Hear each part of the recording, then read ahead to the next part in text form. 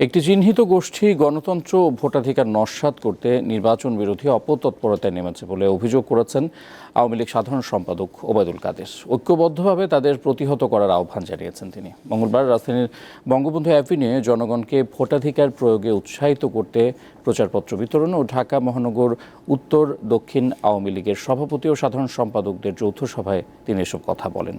ওবায়দুল কাদের বলেন, প্রধানমন্ত্রী উপজেলা নির্বাচনে সবাইকে ভোটের মাধ্যমে সাংবিধানিক অধিকার প্রয়োগের আহ্বান জানিয়েছেন। বাংলাদেশ বিরোধী ষড়যন্ত্র শুধু দেশে নয়, বিদেশেও হচ্ছে বলে জানান তিনি।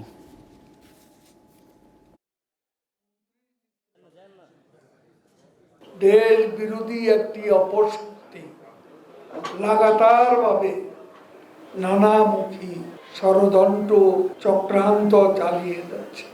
গণতন্ত্র, শান্তি, উন্নয়ন, নির্বাচন বিরোধী এই অপশক্তির বিরুদ্ধে ঐক্যবদ্ধ প্রতিরোধ করে তুলতে হবে।